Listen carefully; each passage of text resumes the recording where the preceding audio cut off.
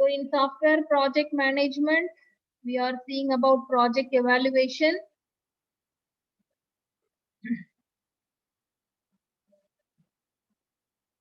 So unit 1 covers introduction to SPM and project evaluation.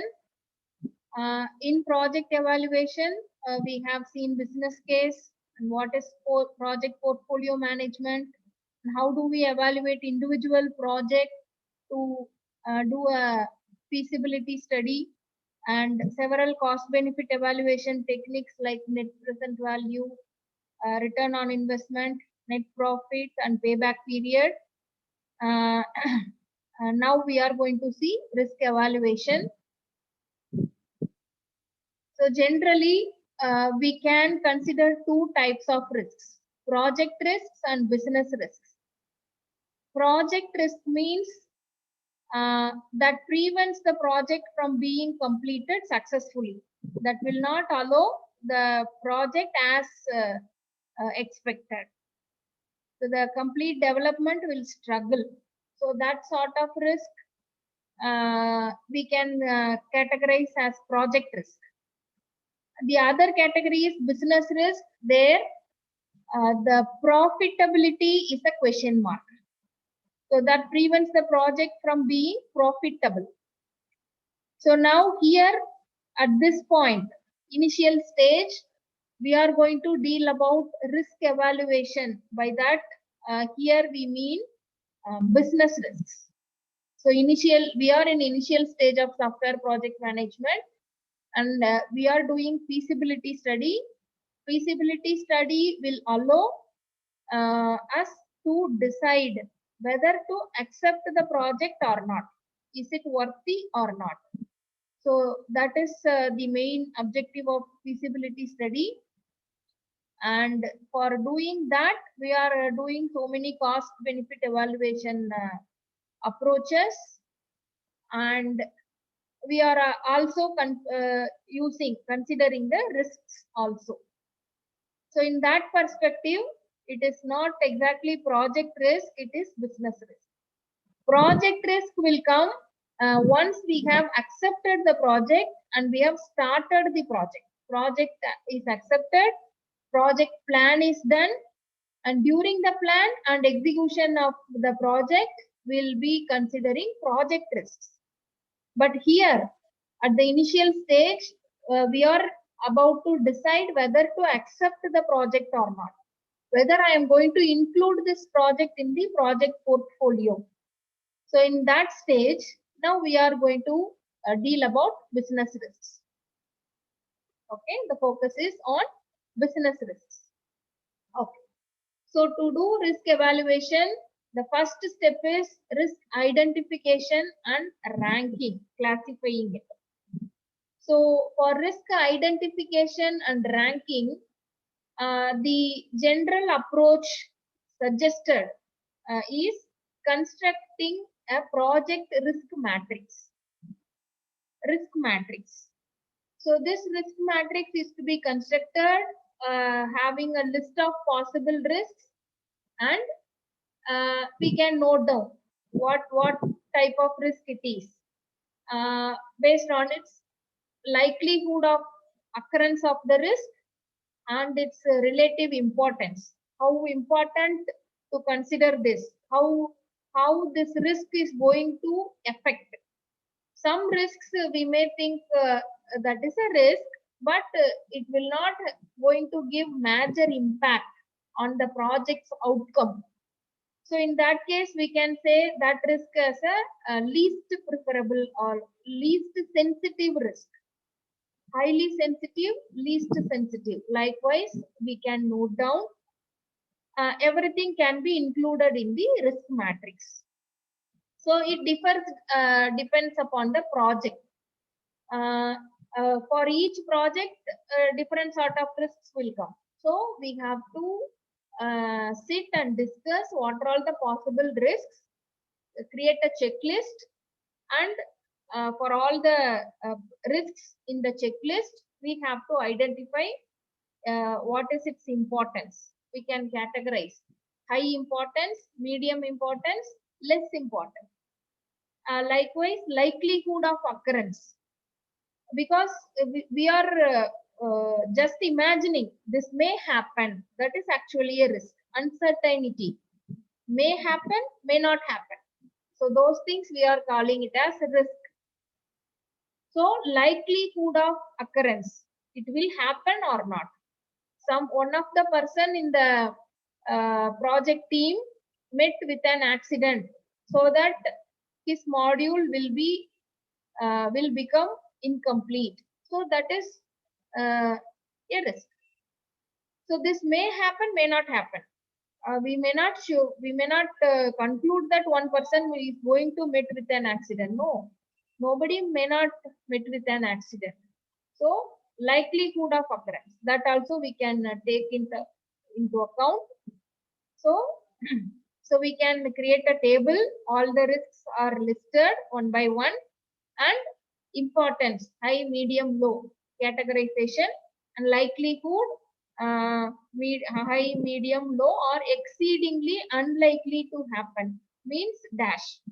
So this is identified, but this may not happen at all. Like accident and all, we cannot say it is going to happen.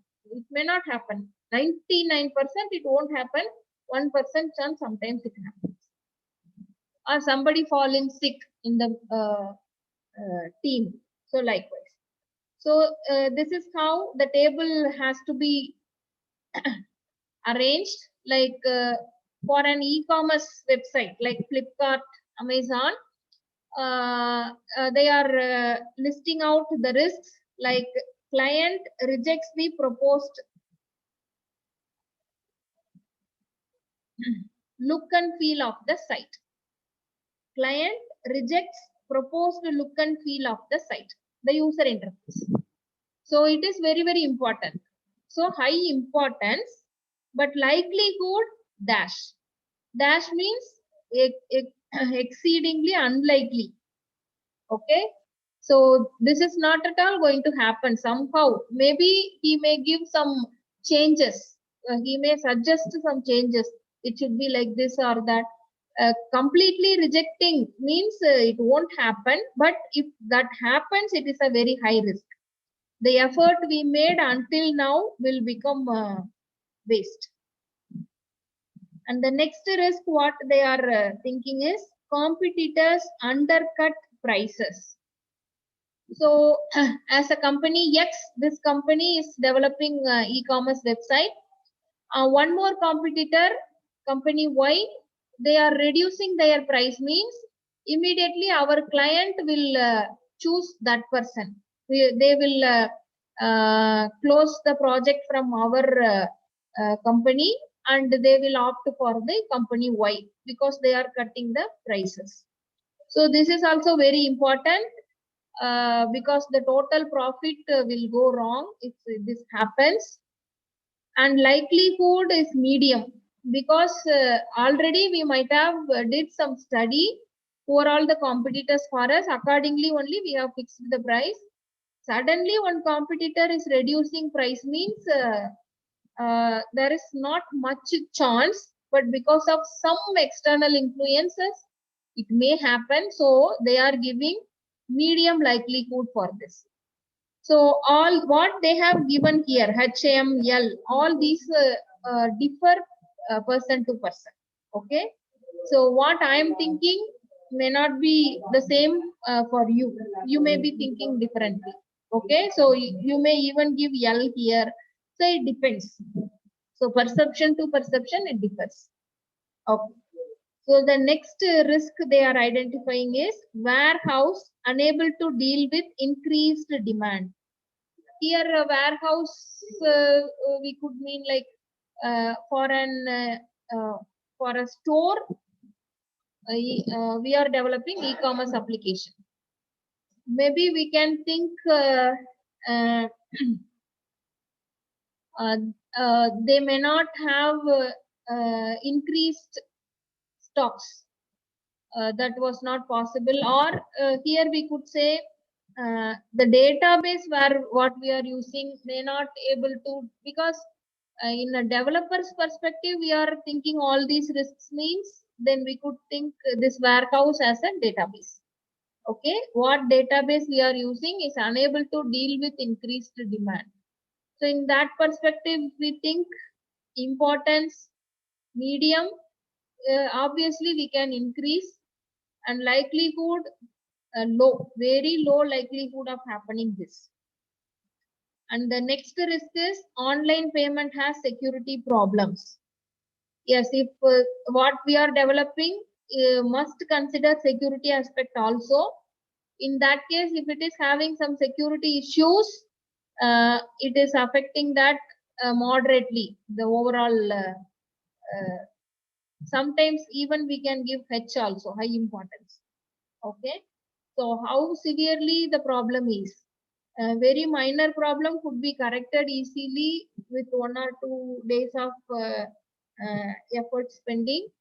Then medium, likewise we can assign, and likelihood, medium chance. Okay, it happens. Sometimes it happens. Okay, security issues. So medium likelihood, and maintenance costs higher than estimated. So initially we'll estimate something that may go beyond that. So importance is low, because maintenance cost increasing means it will reduce the profit, not it will not affect the complete profit. Okay, little it will reduce the profit. So they are giving low importance, and the chance of occurrence is very low. And response times deter purchasers. So for this also importance is medium, because if the app is not quickly responding, I am choosing quantity 3 and giving buy, it is not immediately adding the value and showing the shopping cart. Okay, to proceed further, or pay now button is clicked, but still it is not fetching me to the payment site, means the purchasers will have some frustration. They will choose another e-commerce application, simply go somewhere. So medium importance and medium likelihood sometimes it may happen. This includes the internet facility of the purchaser, or so many things are involved. But from our side, we should be careful that because of the server speed, it should not happen. So likewise, for any project, we can list possible risks, and we can categorize them based on the importance and likelihood, high, medium, low, and the likelihood of occurrences. Okay, high, medium, low, unlikely to happen. It will not at all happen. For that, dash. So this project risk matrix will give some idea to the project manager how to handle each of these risks. So the project manager has to concentrate more on high here. Okay, in the importance category, where and all high is there, that should be addressed first. Where and all medium is there, that should be given next priority. Least priority will be considered finally. And here also. So medium occurrences, if something is there, high occurrence, high likelihood of happening, that should be carefully monitored in each and every aspect. Medium, next level, and low, then unlikely, they can simply think of, okay, if it happens, we can take, no precaution is required. Okay, in that way, we can, the project manager can plan. So next step is risk and net present value. So once we have identified the risks and ranked it based on importance and likelihood, the next step we should do net present value. Okay, the net present value of the risk. So how do we calculate the net present value of the risk, or the project's NPV based on risks, considering risks? So if the project is relatively risky, then we should use higher discount rate to calculate NPV. So while calculating NPV, we have seen that discounted rate, that plays a major role there. How to fix it? It is ranging from the 5% to around 15% usually. So if it is a risky project, we have to increase the percentage, discount rate percentage. And if it is not that much risky, no need to increase higher value for risk. For example, if it is a reasonably safe project, normal NPV we are calculating with 10% means to consider along with risk, we can go with additional 2% risk premium.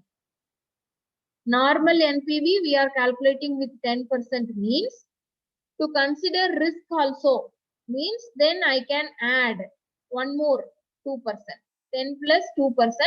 So that will give me 12%.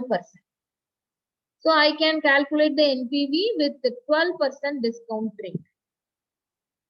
And if it is a fairly risky project, then instead of 2%, I can add 5% risk premium. So that will give me totally 15% discount rate to calculate the NPV.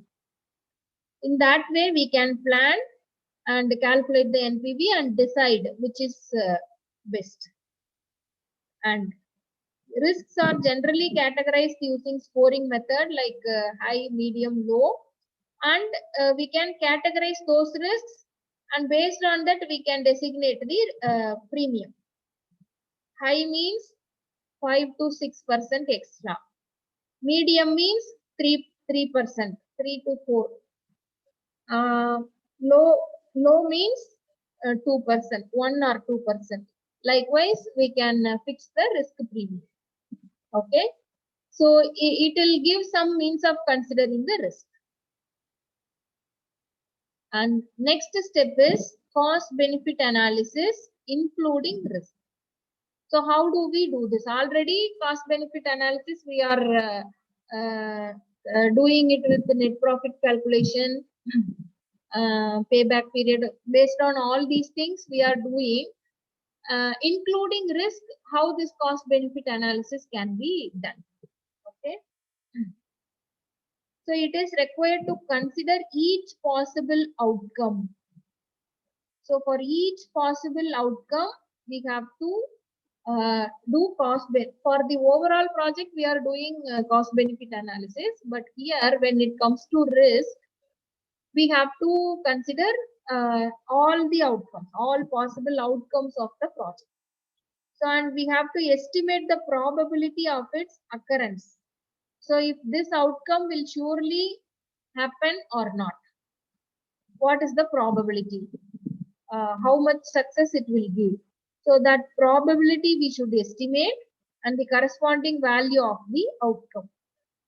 And instead of a single cash flow, we have to consider set of cash flow forecasts. Like for each outcome, what is the expenditure and income likewise. So the cash flow should not be for the overall project. It should be for each and every modules or each and every outcome of the projects. So in that way, we should consider, and each with an associated probability of occurring. So the value of the total project is then obtained by summing the total cost or benefit of each of the modules or each of the subtasks. So in that way, we can include the risk of each and every aspect, each and every module. Okay. So while doing that, we can assign weights for each of the module, the corresponding occurrence. Okay. So this weight we can enforce using the corresponding probability value. Okay, in that high probability of occurrence means a higher probability value. Low chance of occurring means lower probability value. So based on this value, we can have some weightage. So to better understand this, we can think a scenario. So there is a company X. They are developing payroll project for organizations. It may be educational institution or any company who are all working there. For them, they have to maintain a software about their salary details and all. So this software they have to develop. To develop this software, they have to do cost benefit analysis by considering risk also. So in that case, what they are doing, if sales is high, annual sales income they are predicting is 8 lakhs. Here they have given euro symbol. Okay, so for simplicity, we can assume rupees. Okay, 8 lakhs.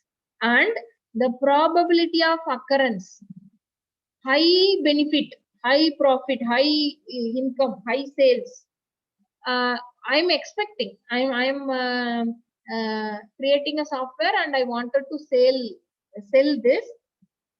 If many companies will purchase this, means I am expecting high income. So the chance for this is very low, only 0.1%. And medium. So that we will come to medium last. Low. Low means what? I am predicting at least in 1 month, 500 people will purchase this. That is high. And at least 100 people purchase this item, what I am producing. Okay, low margin. Minimum 100% should purchase this, then only I will get a profit. Otherwise, no profit in this. So 1 lakh.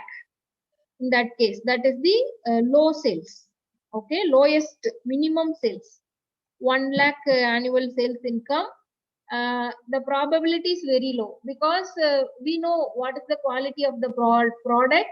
Moderately, somebody will purchase this. We know that. Okay.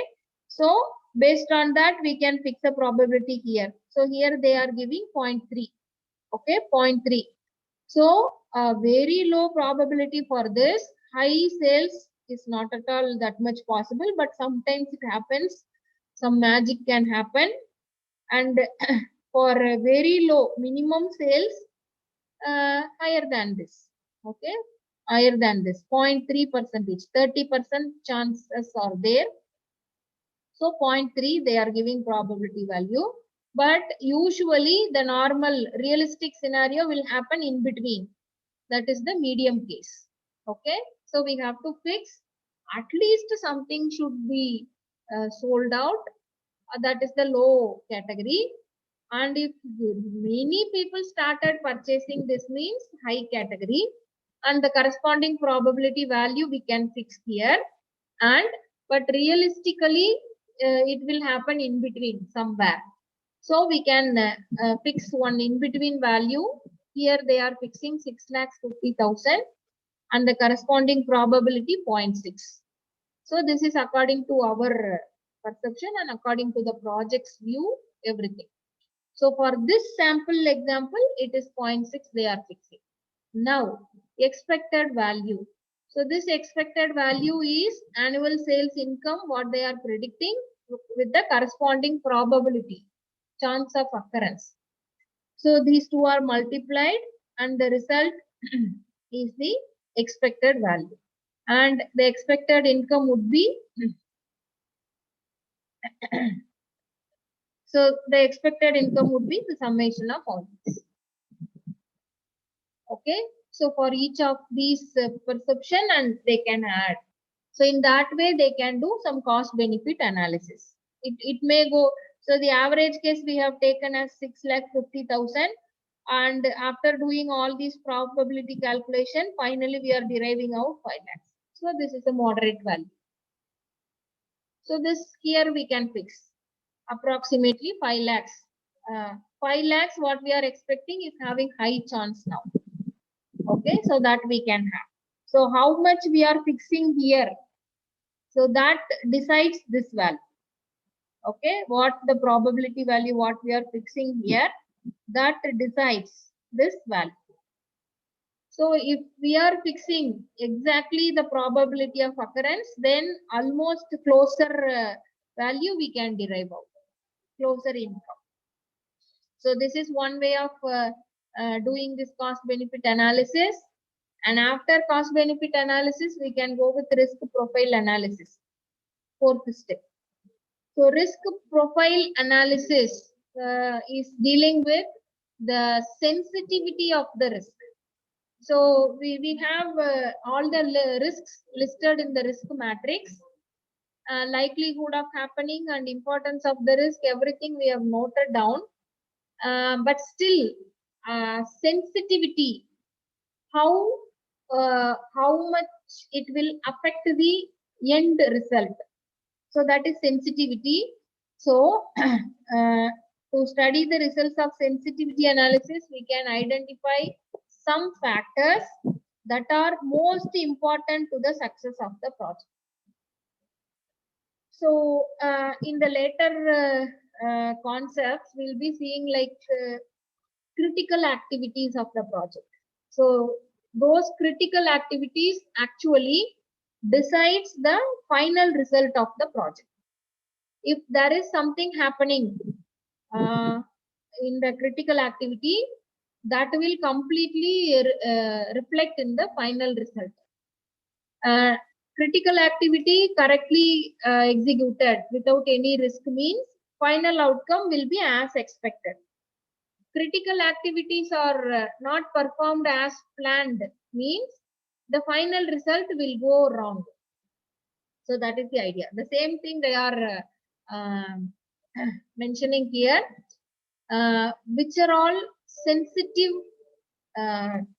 aspects. Okay, so that we have to identify what are all the parameters or features or risks that are very important, so that they will result, they will have some impact on the end project. Okay, so that we have to identify, and based on that we have to do the cost benefit averaging. Okay, so that is based on that, if we are doing that means, then that is the risk profile analysis using the sensitivity analysis. So that we have to refine further based on the sensitivity of affecting the outcome. So for that we can vary one or two of the original estimates by plus or minus 5%. Like if it is not that much sensitive to the output means minus 5% we can reduce. And yes, it is really sensitive means plus 5%, plus 6%, plus 10%. According to how much sensitivity is, that adjustment we can do based on the sensitivity analysis. So this is how we can prepare the risk profile analysis. And the next step is using decision trees. So after doing all these procedurally, now we can create the decision tree. To create the decision tree, first we should start with our decision. Then we can decide, like for example, we can think this case like one educational institution already using a payroll software purchased from company X. Now, no, not from company X. They allocated one developing team and they are managing that. So the cost of the developing team is exceeding. Okay, the developing team quoting higher amount to maintain the payroll software for this college. What the college is deciding, it has to go for purchasing a new software, payroll software from company X. Company X is regularly developing softwares like this, commonly for all sort of people, not only for educational institution, generally for anybody, any organization or institution. We have to do little adjustments in the software, like what they are developing will be like general manager's salary, manager's salary, clerk salary, likewise. So in that way the software will be.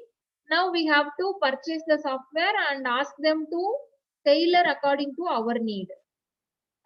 Here will be principal salary, dean salary, HOD salary, faculty salary, then non-teaching staff salary, other people salary, likewise. So little adjustments they have to do in the software. Okay, so that is the thing. Now the college has to do all these cost benefit analysis. Existing team is quoting 10 lakhs for maintaining the software, yearly 10 lakhs. And if they purchase from outside, uh, uh, they can purchase it only with 8 lakhs, and after that they have to tailor it, do some modifications. So how much that cost will come? Will it be worth the 2 lakhs surely reduced or not? Some calculation they have to do, some cost benefit analysis. For that they are doing all these, okay, decision tree approach and all. So whether to extend the existing software with the 10 lakhs or to replace it from company X. Okay, so these two are the decisions they have in front of them, whether to extend it from the existing person or to replace it.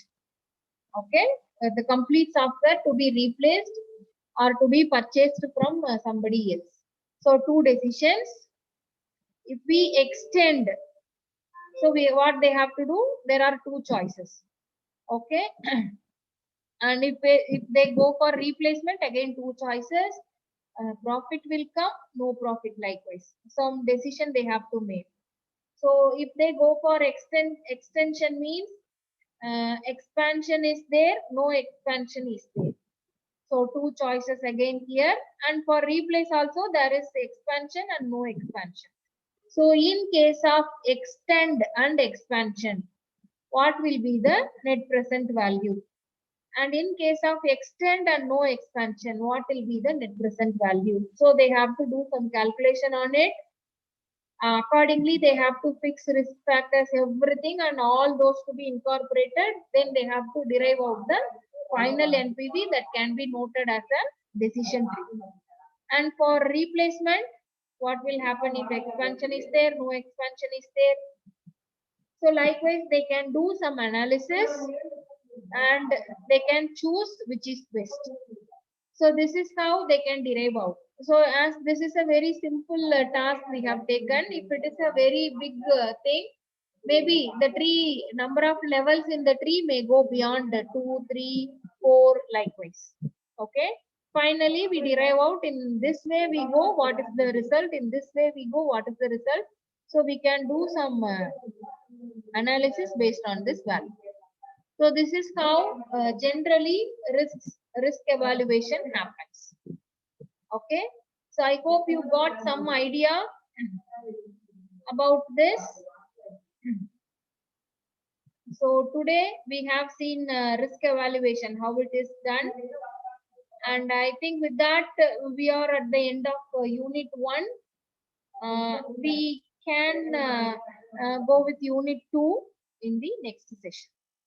Probably if I think to discuss some more problems in unit 1, so we shall do that and go to next unit, or otherwise we can directly go to unit 2. Okay, so until then, if you have any doubt, you can ask me and you can leave the session. Thank you all.